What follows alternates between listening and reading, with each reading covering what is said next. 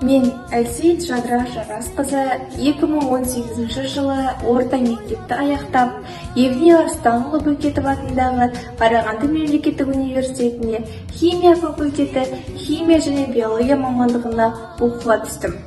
2022 жылы оқуды қызыл дипломмен аяқтап, 2023 жылы Павлодар облысы Екібастұз қаласы номер 11 орта мектепке химия және биология пәнінің мұғалімі болып жұмысқа орналастым.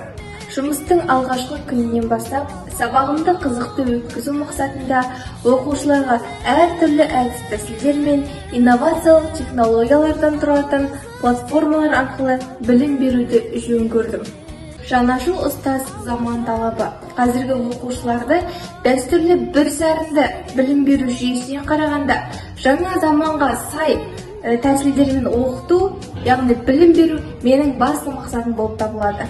Қазіргі білім беру жүйесіндегі басты мәселелердің бірі білім беру жүйесіне инновациялық технологияларды енгізу және білім беруді ақпараттандыру болып табылады. Мен заман талабына сай білім беруге ұмтылатын жас маман, сіздерге өзімнің бір күндік сабағымнан қысқаша үзінді көрсеткім келеді. Педагогикалық инновация баланың жеке тұлғасының қалыптасу процесінің мәдени дәстүріндегі басқа концепциямен байланысты білім беру процесіне деген басқа көзқараспен және жолмен байланысты білім беру іс-әрекеті. Педагогикалық инновация білім беру процесінің тұрақты жоғарғы деңгейге апаратын жаңалығы.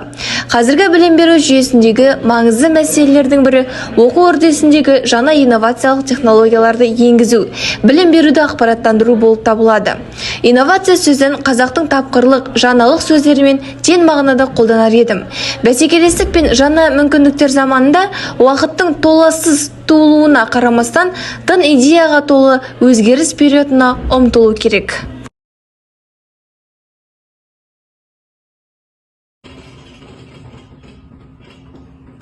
Так, жақсы, айтамыз.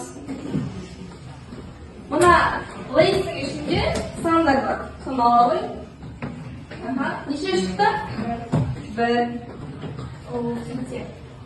Бір номері бізге қай элементтің басысын көрсетеді? Сутекті көрсетеді. Бәріміз араласып отырамыз. Жақсы. Қазір келесі оқушы кім екен? Так. Мына ішіндегі санды аламыз. Қандай элемент көрсетілген? Хлордың массасы неше болады бізде?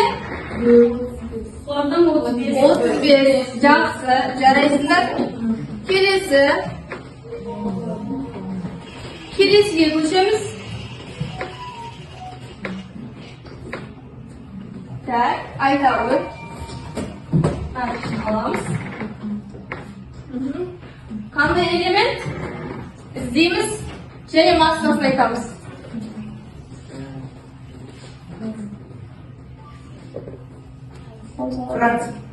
Франция массасы неше? 220.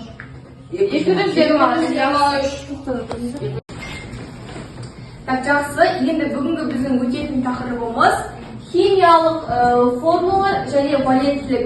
Сол формулалардың біз несін табуымыз керек, массасын табуымыз керек. Бүгінгі күннің ретін дәптерімізге жазайық, тақырыпты дәптерімізге түсіреміз. Біздің картада жазылып тұрған тақырыпты дәптерге көшірейік. Қазіргі заманғы ғылыми-техникалық үрдіс қарқыны білім беру жүйесінің алдына оқыту технологиясын жетілдіру міндетін қойып отыр. Тәуелсіз елдің болашағы білім беру жүйесіне байланысты.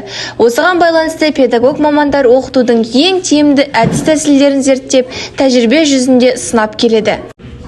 21 ғасырдың өскелең ұрпағынан үлкен үміт күтілуде. Соған сәйкес білім беру жүйесінде жаңа инновациялық технологиялар пайда бола бастады.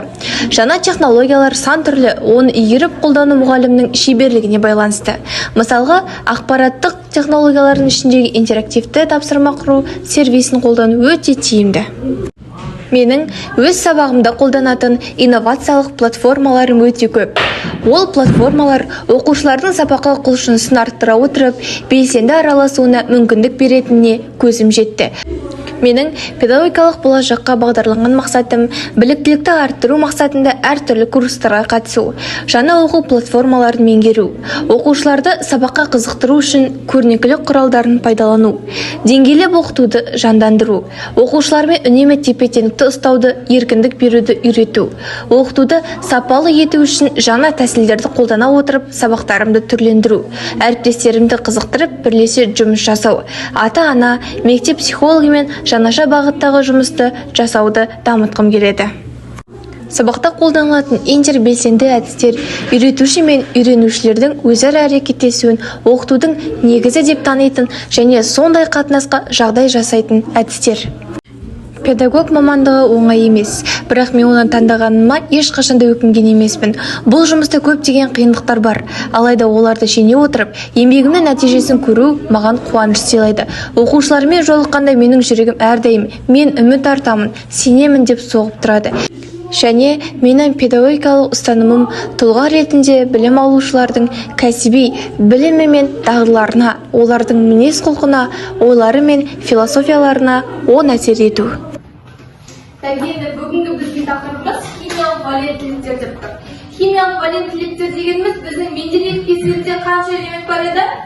118 элемент бар. Дұрыс айтасыңдар. Енді бұл элементтер қалай орталасады? Бейметалл және металл болып. Кім айтады? Кәлекей? Бор деген элементтен астат деген элементке дейін диагноз жүргізгенде бізде металлдар және бейметаллдар деген екі топ пайда болады. Жақсы. Енді әр элементтің топта орналасу ретіне байланысты бізде валенттілік деген ұғым қалыптасқан екен.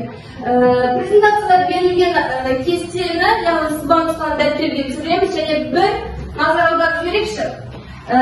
Бізде валенттіліктер өзі екі топқа бөлінеді. Қандай? Тұрақты және жақсы. Енді тұрақты валенттіліктер 1, 2, 3 және ауыспалы валенттіліктер көбінесе жұптық санды көрсетеді. Көп түсіндір ғой. 2 мен 4, 2, 4, 6 деген сияқты. Жақсы оқушылар, жарайсыздар, әдемі молекулалардың модельдерін құрастырыпсыңдар. Сабақтың соңында қазір біз бағаланатын боламыз. Енді сабағымызды жалғастыру үшін мына жерде біз қазір ойын ойнайтын боламыз. Яғни әртүрлі қосылыстардың атауымен оның формулаларын бір-біріне сәйкестендіруіміз керек. Кәнекей, кім шыққысы келеді? Тақтаға? Мен. Жарайды, келе ғой. Келе ғой. Так, Асланның таңдауы қайсына түседі екен? Көрейік, Кәнекей.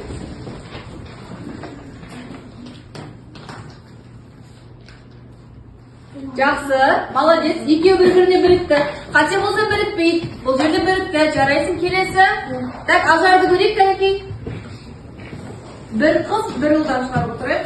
Жақсы. Бәріміз мұқият қарап отырамыз. Жақсы, бірікті ме? Бірікті. Демек, Ажардың жауабы дұрыс екен. Тағы кім шыққысы келеді? Тәселе ғой.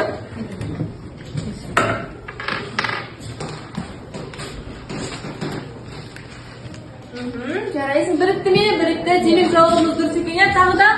Жарайды, айын шығам дейді, келе ғой.